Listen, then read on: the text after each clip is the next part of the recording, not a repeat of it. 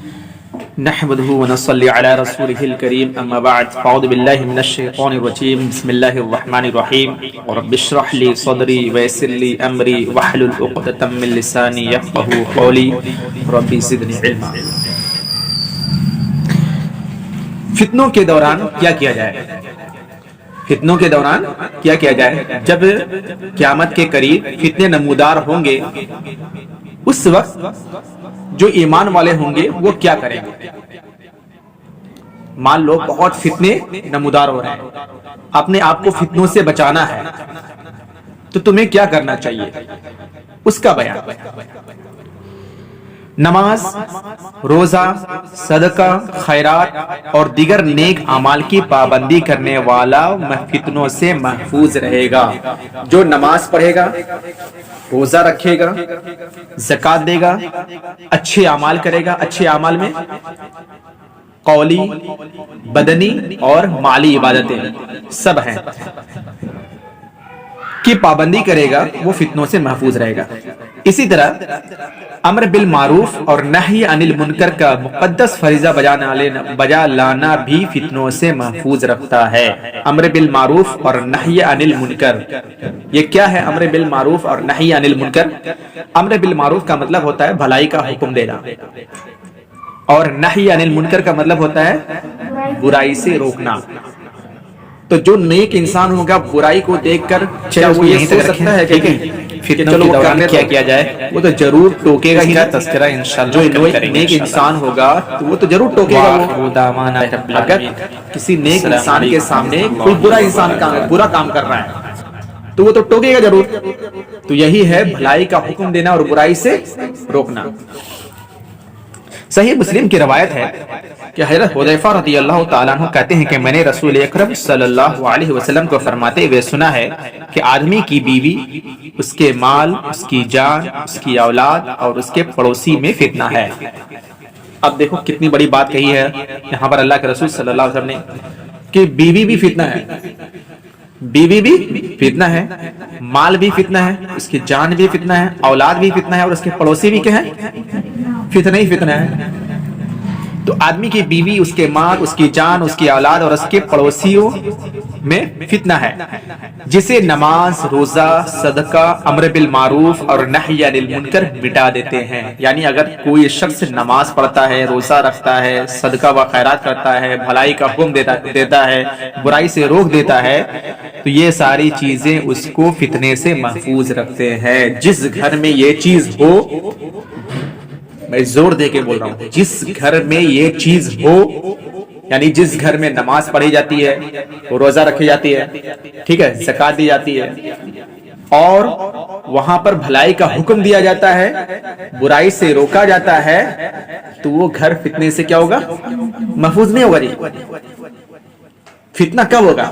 جب کوئی برائی ہو رہا اور کوئی ٹوکے نہ، تبھی تو فتنہ ہے نا جی۔ تمہارے لیے فتنہ ہے، گھر میں سارے برائی ہو رہی ہے، کوئی انسان ٹوک نہیں رہا ہے، تو وہاں پر کیا ہوگا؟ فتنے داخل ہو گیا تمہارے گھر میں۔ جیسے مان لو مثال کے طور پر ایک لڑکی ہے گھر میں ناچ رہی ہے، اس کے ماں باپ کچھ بھی نہیں بول رہے، تو گھر میں کیا ہو رہا ہے جی؟ فتنہ ہو رہا ہے۔ اس کی اولاد کیا کر رہی ہے؟ کیا کر رہی ہے جی؟ فتنہ ہی تو کر رہی ہے نا۔ یہ کوئی غلط کام کر رہی ہے اس کی بیوی، اور وہ مرد کچھ نہیں بول رہا ہے، تو فتنہ ہی ہے نا۔ اس کی بیوی، اس کی بیوی کیا ہے جی؟ فتنہ ہے۔ مال و دولت کو حرام طریقے سے گھر میں کما کے لایا جا رہا ہے، بیوی کچھ بولتی نہیں ہے نا جی۔ تو کیا ایک طرح کا وہ بھی فتنہ ہی ہے۔ تو یہ اگر بھلائی کا حکم دیا جائے، برے کاموں سے روک دیا جائے، تو وہ گھر فتنے سے کیا ہو جائے گا؟ محفوظ ہو جائے گا۔ چلو اگر مان لو جس کو بتایا گیا اگر وہ نہیں مانا، لیکن جو بتا رہا ہے وہ تو محفوظ ہو گیا، وہ تو محفوظ ہو گیا نا جی۔ جو نہیں مانا تو اس کا حشر تو اللہ تعالیٰ کرے گا، کیا ہوگا اس کے ساتھ، لیکن جو بتا رہا ہے وہ کیا ہو جائے گا؟ محفوظ ہو جائے گا۔ اسی طرح فتنے کے دوران آپ صلی اللہ علیہ وسلم نے صبر اور استقامت سے کام لینے کی نصیحت فرمائی ہے۔ فتنے کے دوران دیکھ رہے ہو گھر گھر میں فتنہ ہو رہا ہے، اب وہاں تم بتا رہی ہو کوئی بھلائی کا کام کر رہی ہو تم لوگ اور کوئی نہیں سن رہا ہے، تو کیا کرنا ہے وہاں پر؟ صبر کرنا ہے، استقامت پر قائم رہنا ہے، اپنے آپ کو یعنی دین پر استقامت اختیار کرنا ہے، مضبوطی کے ساتھ جمے رہنا ہے۔ لیکن لوگ اکثر کیا ہوتے ہیں کہ صبر کو کھو دیتے ہیں، جب دیکھتے ہیں گھر میں کوئی فتنہ ہو رہا ہے اور وہ صبر کو کیا کر دیتے ہیں؟ کھو دیتے ہیں، جس کا الٹا ریئیکشن ہوتا ہے۔ تو ایسے موقع پر اللہ کے رسول صلی اللہ علیہ وسلم نے ہمیں تلقین کی ہے کہ جب فتنے نمودار ہوں تو اس وقت کیا کرنا چاہیے؟ صبر اور استقامت سے کام لینا چاہیے۔ سنن ترمذی کی صحیح روایت ہے کہ حضرت عثمان بن عفان رضی اللہ تعالیٰ عنہ کہتے ہیں کہ میں اس بات کی گواہی دیتا ہوں کہ رسول اللہ صلی اللہ علیہ وسلم نے فرمایا ان قریب ایک فتنہ آئے گا جس میں بیٹھنے والا بہتر ہوگا کھڑے ہونے والے سے، اور کھڑا ہونے والا بہتر ہوگا چلنے والے سے، اور چلنے والا بہتر ہوگا دوڑنے والے سے۔ راوی نے عرض کیا یا رسول اللہ صلی اللہ علیہ وسلم اگر کوئی شخص میرے گھر میں گھس آئے اور قتل کرنے کے لیے مجھ پر ہاتھ اٹھائے تو میں کیا کروں؟ کوئی میرے گھر میں گھس جائے اور قتل کرنے کے لیے ہاتھ اٹھائے تو میں کیا کروں؟ آپ صلی اللہ علیہ وسلم نے ارشاد فرمایا ابن آدم کی طرح ہو جا، ابن آدم کی طرح ہو جا، یعنی ابن آدم کا مطلب کیا ہے؟ آدم علیہ السلام کے بیٹے کی طرح ہو جا۔ کون سے بیٹے کی بات ہو رہی ہے یہاں؟ قابیل کی، یعنی قابیل نہیں حابیل کی بات ہو رہی ہے، کیونکہ قابیل نے جب ہاتھ اٹھایا تھا قتل کرنے کے لیے تو کیا حابیل نے ہاتھ اٹھایا تھا؟ نہیں اٹھایا۔ تو یہاں ابن بیٹے کی مثال اللہ کے رسول صلی اللہ علیہ وسلم نے اشارے کے طور پر دے دیا کہ اگر وہ تمہیں قتل کرنا چاہتا ہے تو تم مت ہاتھ اٹھانا۔ اگر ایسے بہت سارے فتنے نمودار ہوں تب ابن آدم سے مراد حابیل ہے جسے اس کے بھائی قابیل نے قتل کر دیا تھا، اس نے جواب میں ہاتھ نہیں اٹھایا تھا، اس نے جواب میں ہاتھ نہیں اٹھایا تھا، کیونکہ فتنے کے دور میں تو ایک دوسرے کو لوگ جب قتل کریں گے تو قاتل مقتول تو دونوں تو جہنم میں جائے گا نا، جو قتل کیا کر رہا ہے وہ بھی جائے گا اور جو قتل ہو گیا وہ بھی جہنم میں جائے گا۔ تو صحابہ کرام نے عرض کیا اللہ کے رسول سمجھ میں یہ بات آتی ہے کہ قتل کرنے والا تو چلو جہنم میں جائے گا، لیکن جو قتل کر دیا گیا تو وہ بھی جہنم میں جائے گا۔ مطلب اس کا بھی ارادہ اپنے بھائی کو کیا کرنا تھا؟ قتل کرنے کا تھا، لیکن موقع کس کو مل گیا؟ اس کو مل گیا، اس نے قتل کر دیا، تو دونوں جہنم میں جائیں گے۔ فتنوں میں گوشہ نشینی اختیار کرنے کا حکم ہے۔ جب فتنے بہت زیادہ ہو جائیں، عام ہو جائیں، اس وقت گوشہ نشینی اختیار کرنا چاہیے۔ فتنے نمودار ہونے تو اس میں شامل نہیں ہونا چاہیے، اپنے آپ کو ایک الگ تھلگ کر لینا چاہیے، جہاں پناہ ملے وہاں پر اپنے آپ کو یعنی بچانے کے لیے، اپنے آپ کو بچانے کے لیے فتنے سے کسی جگہ، کسی محفوظ جگہ پہ چلے جانا چاہیے۔ نہیں سمجھ میں؟ یعنی فتنے ہو رہے ہیں، برائی عام ہو رہی ہے، اب تمہیں لگ نہیں رہا ہے کہ ہم کیسے برائی سے بچیں، گھر گھر میں برائی عام ہو رہا ہے، فتنے عام ہو رہا ہے، تو اس سے بچنے کے لیے تمہیں کیا کرنا چاہیے؟ کہیں اور چلے جانا چاہیے، کسی محفوظ جگہ پہ چلے جانا چاہیے تاکہ تم کیا ہو جاؤ؟ محفوظ ہو جاؤ۔ سنن ترمذی کی صحیح روایت ہے کہ حضرت ابو موسیٰ اشعری رضی اللہ تعالی عنہ سے روایت ہے کہ نبی کریم صلی اللہ علیہ وسلم نے فرمایا فتنوں کے دور میں اپنی کمانیں توڑ ڈالنا، ان کے دھاگے کاٹ دینا، اپنے گھروں میں گوشہ نشینی اختیار کر لینا، اور ابن آدم یعنی حابیل کا طرز عمل اختیار کرنا، یعنی آدم علیہ السلام کے بیٹے کی طرح ہو جانا، اپنی کمانے کو توڑ دینا۔ کمان، تیر اور کمان نہیں ہوتا ہے جی، جو تیر چلایا جاتا ہے کمان ہوتا ہے نا جی، کمانی تو اس کو بولتے ہیں، اور ایک تیر ہوتا ہے، تو کمان کو توڑ دینا، اس کے رسی کو دھاگے کو کاٹ دینا تاکہ تم کسی کو مار نہ سکو، کیونکہ جب بہت فتنے نمودار ہوں گے تو سب ایک دوسرے کو قتل ہی کریں گے، ہے کہ نہیں؟ اس وقت تم اپنے آپ کو گھر میں بند کر لینا، گوشہ نشینی اختیار کر لینا۔ پھر آگے اللہ کے رسول صلی اللہ علیہ وسلم نے فرمایا فتنوں کے دوران آپ صلی اللہ علیہ وسلم نے بستیوں اور آبادیوں کو چھوڑنے کی ترغیب دی ہے۔ اگر بہت زیادہ گھر گھر میں فتنے عام ہو جائے اس وقت بستی کو اور آبادی کو چھوڑ دینے کی ترغیب دی ہے کہ بستی کو چھوڑ دو، گھر کو چھوڑ دو۔ صحیح مسلم کی روایت ہے کہ حضرت ابو بکرہ رضی اللہ تعالیٰ عنہ کہتے ہیں کہ رسول اکرم صلی اللہ علیہ وسلم نے فرمایا ان قریب بہت سے فتنے ظاہر ہوں گے، فتنوں کے دوران بیٹھنے والا چلنے والے سے بہتر ہوگا، چلنے والا فتنوں میں حصہ لینے والے سے بہتر ہوگا۔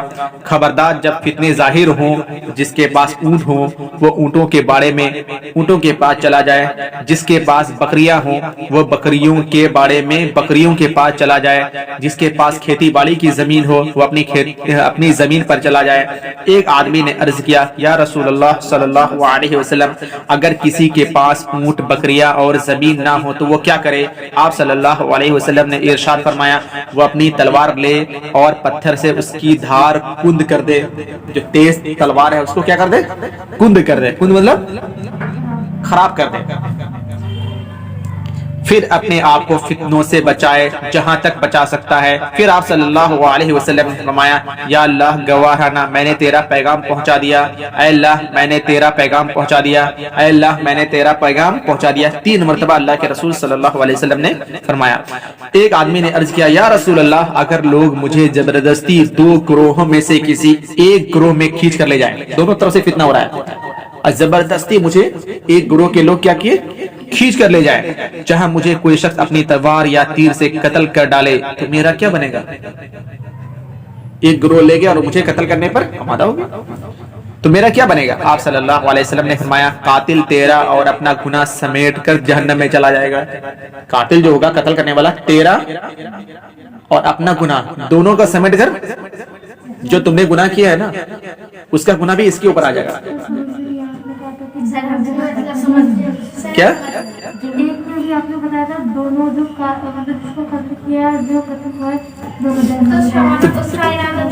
اس کا ارادہ تو نہیں تھا نا، اس کو زبردستی تو کھینچ کے لایا گیا۔ اس کو تو یہ کہا انہوں نے کہ اللہ کے رسول صلی اللہ علیہ وسلم سے صحابی نے پوچھا اگر مجھے 2 گروہ میں سے کسی ایک گروہ زبردستی لے جائے تو میرا کیا بنے گا؟ جب وہ قتل کرنے کے لیے میرے اوپر ہاتھ اٹھایا تو میرا کیا بنے گا؟ اس وقت اللہ کے رسول صلی اللہ علیہ وسلم نے کیا فرمایا کہ قاتل جو ہوگا تمہارا گناہ اور اپنا گناہ دونوں کو لے کر کے جہنم میں چلا جائے گا۔ آپ صلی اللہ علیہ وسلم نے فرمایا قاتل تیرا اور اپنا گناہ سمیٹ کر جہنم میں چلا جائے گا، تیرا کچھ نقصان نہیں ہوگا۔ آیا سمجھ میں؟ اور یہاں تو چلو تلوار تو نہیں نکلتی ہے، یہاں مارا پیٹی ہوتا تو سب لوگ بھیڑ جاتے ہیں، سب لوگ بھیڑ جاتے ہیں مارنے پیٹنے کے لیے۔ ایک ہاتھ اٹھایا کسی نے دوسرے طرف سے 4-5 ہاتھ اٹھ جائے گا، اور فتنے کو تو بڑھاوا دے رہے ہیں جی ہم۔ اسی طرح فتنے کے دوران اپنا دین اور ایمان بچانے کے لیے رسول اکرم صلی اللہ علیہ وسلم نے فرمایا کہ مال و متاع لے کر پہاڑوں اور جنگلوں میں زندگی بسر کرنے کی نصیحت فرمائی۔ اپنا مال و متاع لے کر کے کہیں پہاڑ میں چلے جاؤ، جنگلوں میں چلے جاؤ، وہیں زندگی بسر کرو۔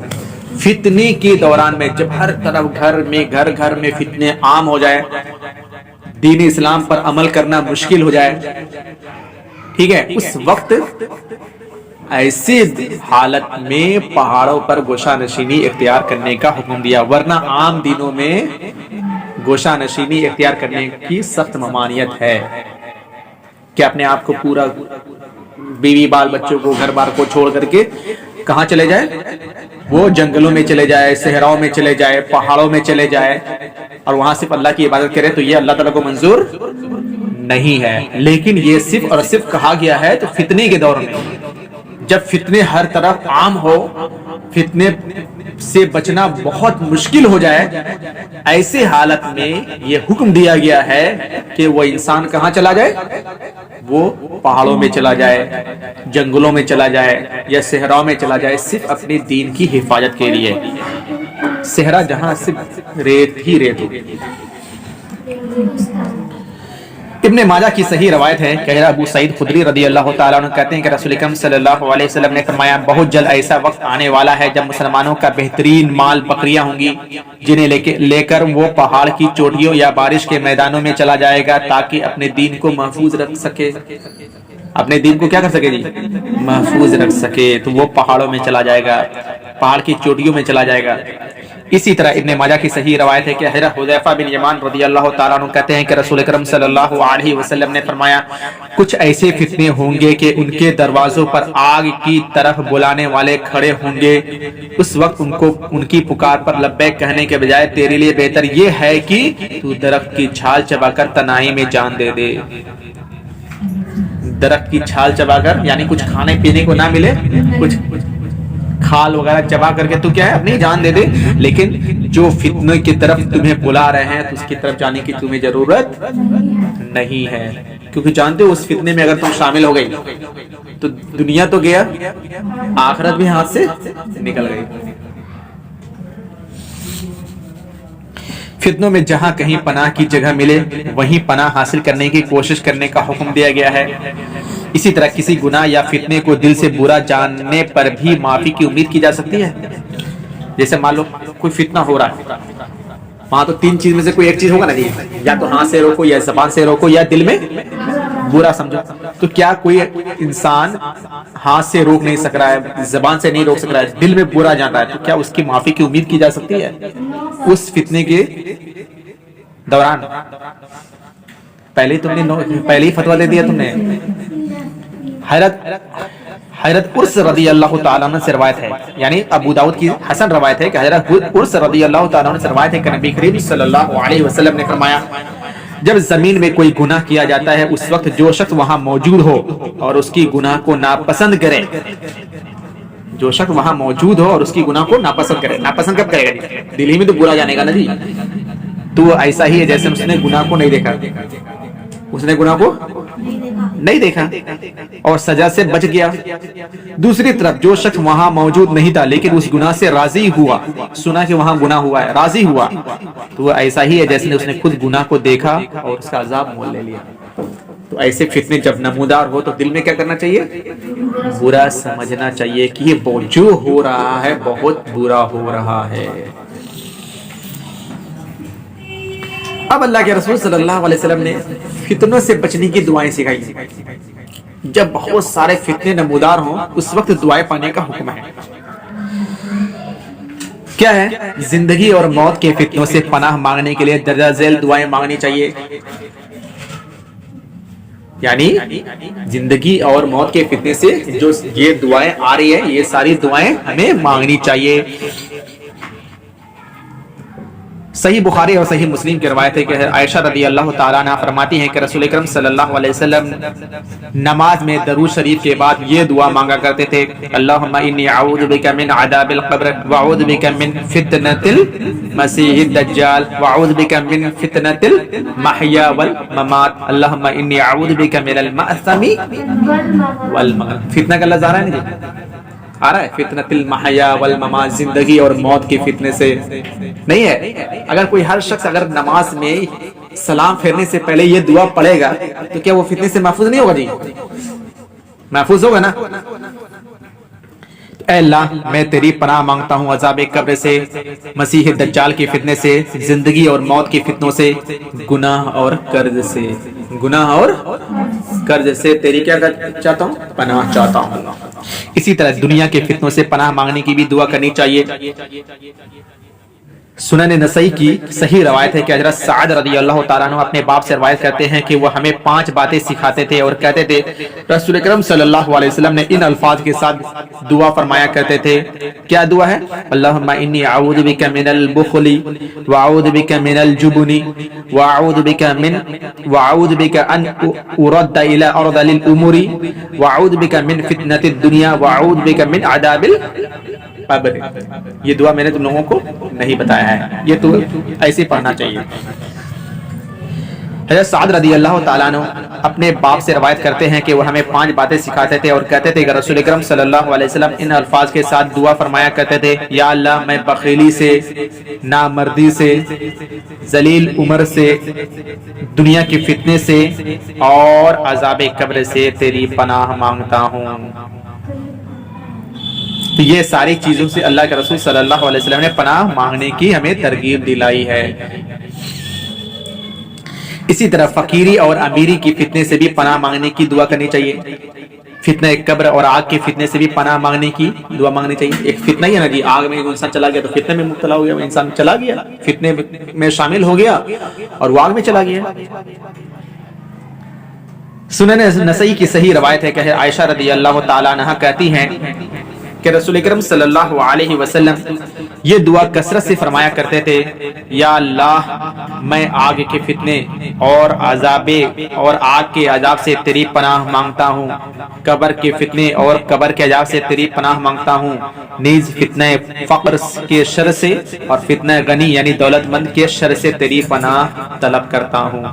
فقر کے فتنے سے کیا مطلب؟ کوئی انسان غریب ہے تو غریب میں کیا ہوتا ہے, صبر کھو دیتا ہے, نہیں ہو جاتا جی. کوئی انسان غریب ہے, اللہ تعالیٰ اس کو مال و دولت نہیں دے رہے, اور اس حالت میں انسان کیا کرتا ہے, صبر کو کھو دیتا ہے. تو ایسے وقت میں تو وہ فتنے میں شامل ہو گیا نا جی, فتنے میں تو شامل ہو گیا نا. کوئی انسان امیر ہے, شکر ادا نہیں کیا, اللہ تعالیٰ کا شکر ادا نہیں کیا, پھر وہ فتنے میں شامل ہو گیا. شکر ادا نہ کر کے دولت اس کا کوئی کام ہے جی, جب اللہ تعالیٰ کا شکر ہی نہ کرو, ادا کرو. دولت دیا ہے تو اللہ تعالیٰ کا شکر ادا کرنا چاہیے. تو وہ دولت جو دیا گیا ہے اسے وہ شکر ادا نہیں کرتا ہے اور کہتا ہے کہ میں نے اپنی محنت سے یہ مال کمایا ہے. جیسے قارون نے کہا تھا نا, اللہ تعالیٰ نے اس کو خوب دولت دیا تھا, لیکن وہ کہتا تھا کہ میری اپنی محنت کی کمائی ہے. اس کو کہا جاتا تھا کہ اللہ تعالیٰ کا شکر ادا کرو, تو کہ نہیں, میں نے اپنے محنت سے کمایا. تو اللہ تعالیٰ نے قارون کو, اس کے خزان کو پورا دھسا دیا. تو اس کے امیری کوئی فائدہ دیا ہے؟ یہ امیر کا فتنہ ہے. یہ وہ امیر سب سے مطلب فائدے میں ہے کہ جس کو اللہ تعالیٰ نے دولت دیا اس کا شکر ادا کرتا ہے, زکات دیتا ہے, صدقہ و خیرات کرتا ہے اللہ کے لیے. تو اس کے لیے دنیا اور آخرت دونوں سمجھو بہتر ہے اس کے لیے. اور غریب انسان کے لیے اگر کس کو اللہ تعالیٰ نے کچھ نہیں دیا تو اللہ تعالیٰ دیکھنا چاہتا ہے کہ میرا بندہ صبر کرتا ہے کہ نہیں کرتا, یا نماز روزہ کی پابندی کرتا ہے کہ نہیں کرتا ہے. ایک غریب انسان مانگتا ہے کہ اللہ مجھے یہ چیز دے دے, یہ چیز دے دیجئے, یہ چیز دے دیجئے, پھر بھی اسے کچھ چیز نہیں ملتی ہے. تو اس موقع پر وہ انسان کیا کرتا ہے, نماز سے دل یعنی اچاڑ ہو جاتا ہے اس کا, نماز نہیں پڑھتا ہے, کہتا ہے کہ میں نے تو اللہ تعالیٰ سے مانگا ہی, کچھ دے ہی نہیں رہا ہے اللہ تعالیٰ, ہم کو غریب بنا کے رکھا ہوا ہے اللہ تعالیٰ, ہے کہ نہیں. نماز نہیں پڑھتا ہے, صبر کھو دیا اس نے, وہ غریب کے لیے فتنہ ہے ایک طرح کا. تو ایسے فقر کے یعنی فتنہ فقر کی شر سے اور فتنہ غنی کے شر سے بھی تیری پناہ طلب کرتا ہوں. یہ پورا فتنے کا یہ ساری چیزیں یہ ختم ہو چکی ہیں.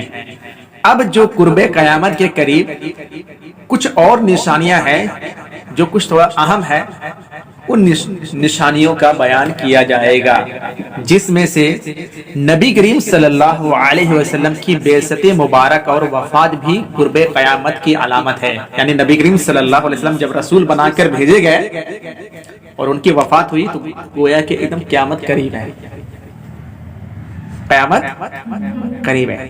اور نبی کریم صلی اللہ علیہ وسلم کو وفات ہوئے 1400 سال ہو چکے ہیں, 1400 سال ہو چکے ہیں, 1400 سال گزر چکے ہیں, لیکن اللہ تعالیٰ نے ان کو قرب قیامت کی نشانی بتائی ہے.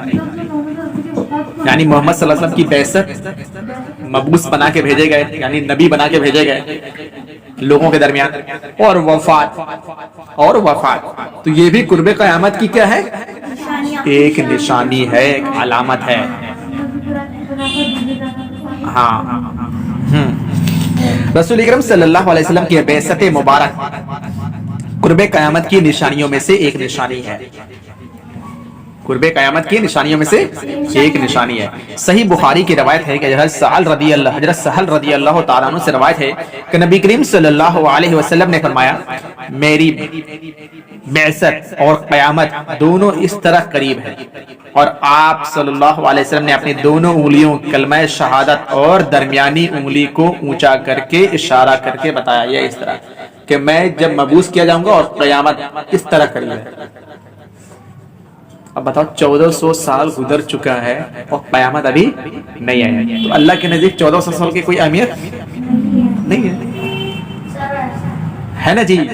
اللہ کے نزدیک، اللہ کے یہاں تو ایک میدان حشر میں تو سمجھو کہ 50,000 سال کوئی انسان رہے گا، اللہ تعالیٰ تو 50,000 سال 50,000 سال 30,000 سال، وہاں کی ایک دن یہاں کا 50,000 سال کے دن کے برابر۔ اب بتاؤ تو اللہ کے نزدیک 2,000 سال کی کوئی اہمیت ہے جی؟ تو اللہ تعالیٰ قریب ہی سمجھے گی کہ بہت قریب ہے۔ تو اللہ تعالیٰ نے یعنی اللہ کے رسول صلی اللہ علیہ وسلم نے فرما دیا کہ میری بعثت اور میری وفات یہ قرب قیامت سے یہ قریب ہے جس طرح یہ دونوں انگلیاں قریب قریب ہیں۔ اسی طرح انس، صحیح مسلم کی روایت ہے کہ انس بن مالک رضی اللہ تعالیٰ عنہ کہتے ہیں کہ رسول اکرم صلی اللہ علیہ وسلم نے فرمایا میری بعثت اور قیامت دونوں اس طرح قریب ہیں جیسے یہ دونوں انگلیاں قریب ہیں۔ رسول اکرم صلی اللہ علیہ وسلم کی وفات مبارک بھی قرب قیامت کی علامت ہے۔ وفات مبارک بھی یہ قرب قیامت کی علامت ہے کہ محمد صلی اللہ علیہ وسلم کی وفات ہوگی، ابھی اس کا مطلب ہے کہ قیامت قریب ہے۔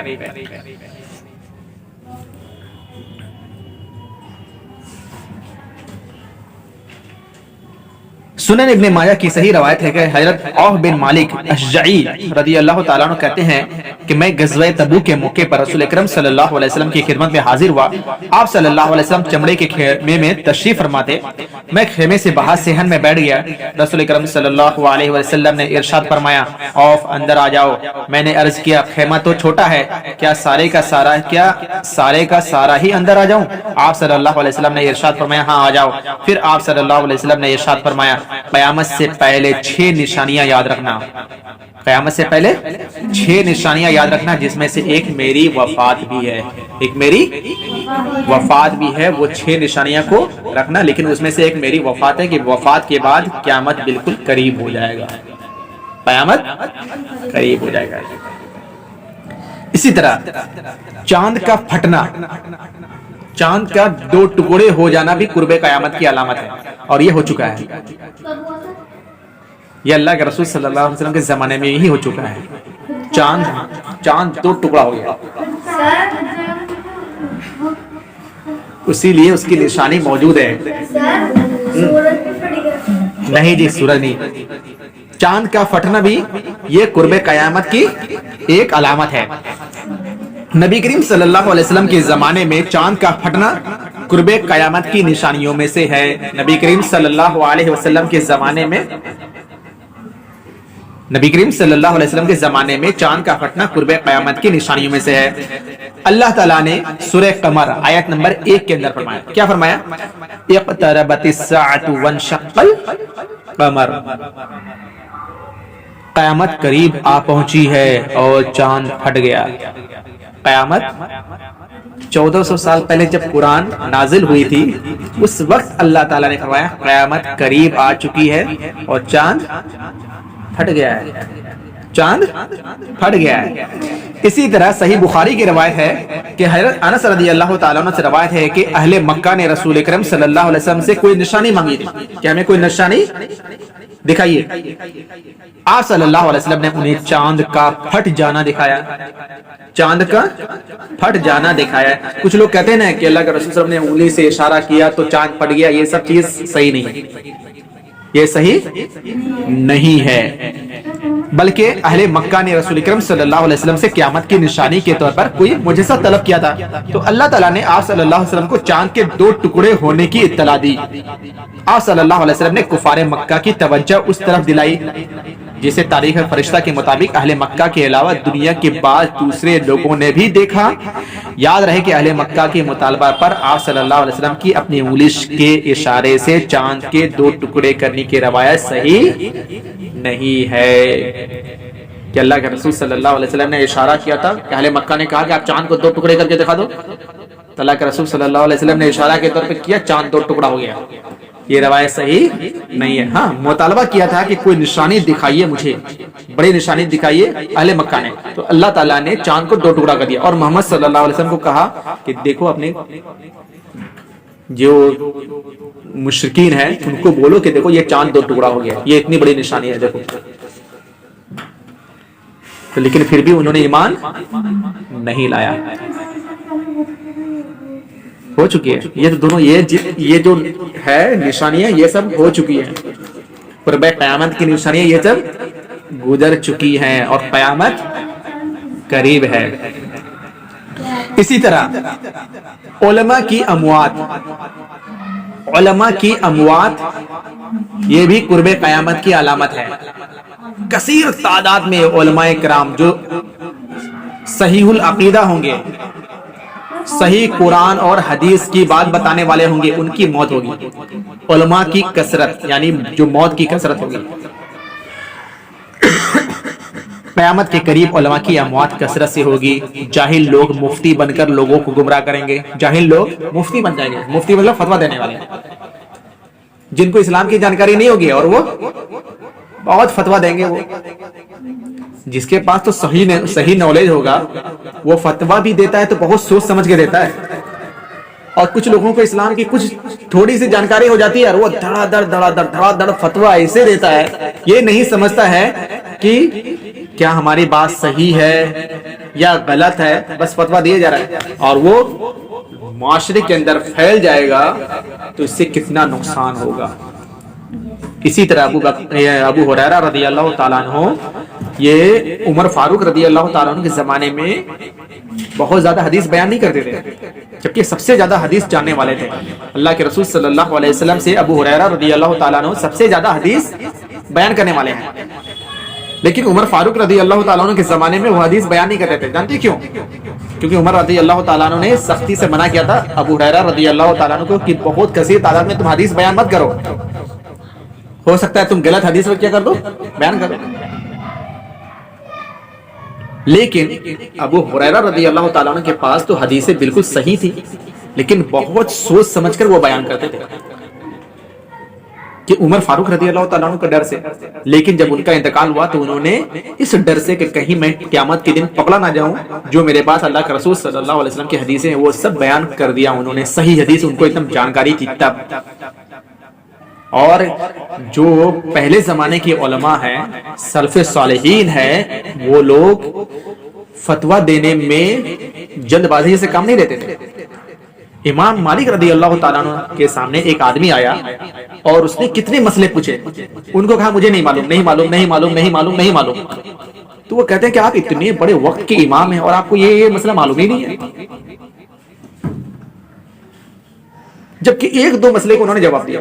کیوں؟ ان کے اندر خوف تھا کہ کہیں اگر میں غلط مسئلہ بیان کر دوں اور لوگ اس پر عمل کرنا شروع کر دیں تو قیامت کے دن میں پکڑا جاؤں گا.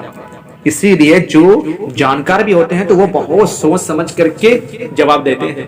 کسی نے اس سے سوال پوچھا تو پہلے پورا تحقیق کریں گے، اچھی طرح سے تحقیق کرنے کے بعد اس کا جواب دیں گے. لیکن جو جاہل ہوں گے، فتویٰ پوچھا، کچھ نہ کچھ اپنے طرف سے دماغ میں سوچ سمجھ کر کے وہ جواب دے دیے، پتہ نہیں چلا صحیح ہے یا غلط ہے. آج کے زمانے میں تو ایسا ہی ہے نا جی، جس سے پوچھو وہ کچھ نہ کچھ جواب دینا شروع کر دیتا ہے، جس سے کیا ہو جاتا ہے، یہ ساری برائی پھیل جاتی ہے معاشرے کے اندر، سوسائٹی کے اندر. لوگ اس پر عمل کرنا شروع کر دیتے ہیں. تو یہ سب کہاں سے آیا ہے؟ یہ سب عید میلاد النبی، تو یہ سب اور بھی دوسرے سب چیز کہاں سے آیا جی؟ کسی نے فتویٰ دیا ہوگا تبھی تو آیا ہے نا جی مسلمانوں میں، یا اپنے طرف سے آ گیا؟ کسی نے فتویٰ دیا ہوگا تبھی تو. بالکل 40واں منانا، مرنے کے وقت میں یہ پڑھنا، وہ کرنا، سورہ یاسین پڑھنا، قرآن لے کر کے بیٹھ جانا.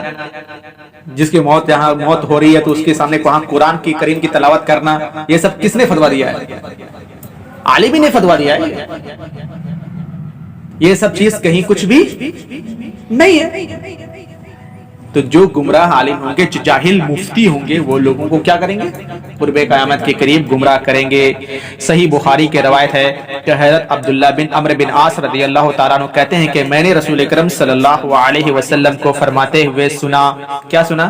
اللہ تعالیٰ دین کا علم بندوں سے چھین کر ختم نہیں کرے گا، کہ دین کا علم جو ہے وہ بندوں سے چھین کر ختم نہیں کرے گا، بلکہ علماء کی موت سے علم دین ختم کر دے گا.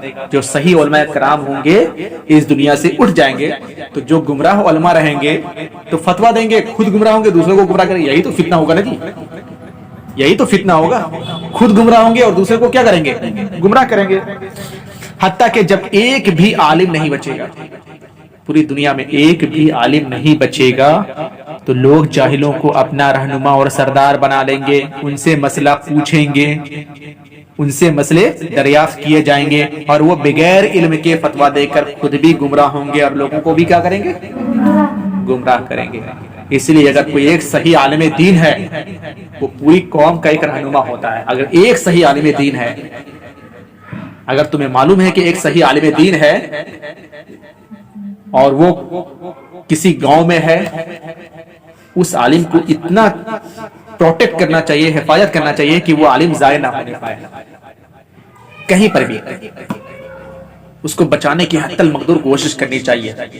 اگر کوئی مر رہا ہے، کوئی عالم دین، تو اس کو بہت زیادہ بچانے کی کوشش کرنا چاہیے، کیونکہ ایک عالم اگر صحیح عالم دین ہے جہاں دعوت و تبلیغ کا وہ کام کر رہا ہے، تو وہاں پر اس سے کیا کرنا چاہیے؟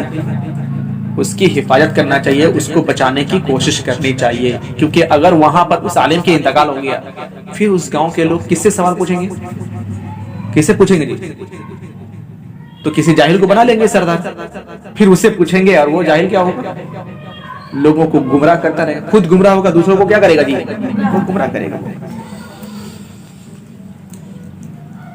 اسی طرح قیامت کے قریب اچانک موت ہوگی. اچانک چلتے پھرتے انسان لڑک جائے گا. اور یہ نہیں ہو رہا ہے جی؟ ہو رہا ہے نا؟ اچانک چلتے پھرتے انسان لڑک جائے گا. قیامت سے پہلے اچانک اموات کے واقعات کثرت سے ہوں گے. اچانک موت ہوگی انسان کی. اور دیکھو آج کے زمانے میں کیا ایسا نہیں ہے جی؟ ابھی ایک کوئی عالم دین تھے، ان کا ایک ویڈیو وائرل ہوا تھا کہ بیچارے وہ تقریر کرتے کرتے کرتے اللہ کو پیارے ہو گیا. پاکستان کے عالم دین تھے. سنا تھا کبھی؟ ایک عالم دین ہے، وہ تقریر کر رہے ہیں، اور کرتے کرتے تقریر بس اللہ رب العالمین بولے، اور اس کے بعد دیکھا ہاں وہ پیچھے ان کا انتقال ہو گیا. اچانک موت. تو قیامت کے قریب بھی اچانک موت کثرت سے ہوگی. اور یہ ہارٹ اٹیک ہوتا ہے نا، کہتے ہیں نا کہ لوگ ہارٹ اٹیک نہیں ہے، وہ موت ہے.